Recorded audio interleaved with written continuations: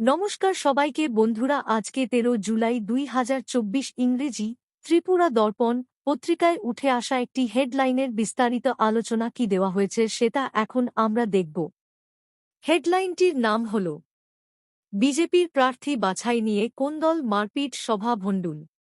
এখানে বলা হচ্ছে ত্রিস্তর পঞ্চায়েত নির্বাচনে প্রার্থী বাছাই নিয়ে কমলাসাগরে দলীয় কোন্দল দেখা দেয়।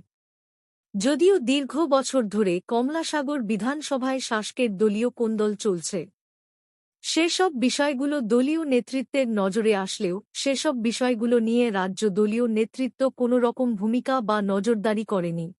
প্রতিনিয়ত কমলাসাগর বিধানসভায় এই দলীয় ক্ষোভ বাড়তেই থাকে। বৃহস্পতিবার আবারও একটি ঘটনা প্রত্যক্ষ হল।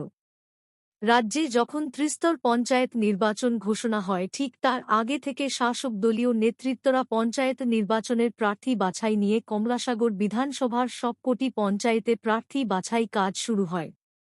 কিন্তু নেতৃত্বরা বিভিন্ন চাপে পড়ে প্রত্যেক পঞ্চায়েতের প্রতি ওয়ার্ডে ৩ জন করে প্রার্থীর নাম তুলে আনে।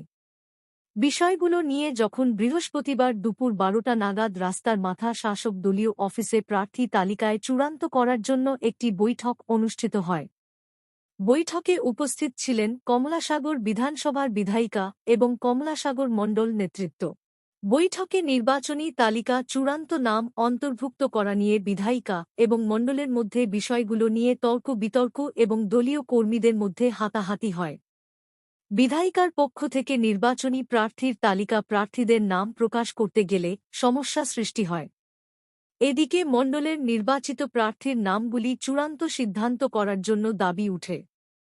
সেসব বিষয়গুলো নিয়ে উভয়ের মধ্যে উত্তেজনা সৃষ্টি হয়। পরবর্তী সময় বন্ধ হয়ে যায় বৈঠক। বৈঠক থেকে চলে যান এলাকার বিধায়িকা। এদিকে বিধায়িকার দাবি, যারা নিষ্ঠা এবং আদর্শবান নিয়ে দলীয় কাজ করে যাচ্ছেন তাদেরকে পঞ্চায়েত নির্বাচনে প্রার্থী করার দাবি রেখেছিলেন। উনার এই দাবি মানতে রাজি নয় একাংশ মণ্ডল নেতৃত্ব। কমলাসাগর বিধানসভা এলাকার বিধায়িকা নির্বাচিত হওয়ার পর থেকে দলীয় ক্ষোভ তৈরি হয়। কিন্তু সেই দলীয় ক্ষোভ প্রতিনিয়ত বাড়তে থাকে, যার ফলে এলাকায় কর্মীদের মধ্যে একটা দূরত্ব তৈরি হয়ে আছে। যদিও সেসব বিষয়গুলো নিয়ে রাজ্য নেতৃত্বের নজরে এসেছিল, কিন্তু রাজ্য নেতৃত্বরা সেই সব বিষয়গুলো নিয়ে কোনো রকম ভূমিকা গ্রহণ করেনি বলে দলীয় সূত্রে অভিযোগ উঠেছে। বন্ধুরা, খবর আপাতত এই পর্যন্ত। বন্ধুরা, ভিডিওটি ভালো লাগলে লাইক, শেয়ার, সাবস্ক্রাইব করে আমাদের সঙ্গে থাকুন। ধন্যবাদ সবাইকে ভিডিওটি দেখার জন্য।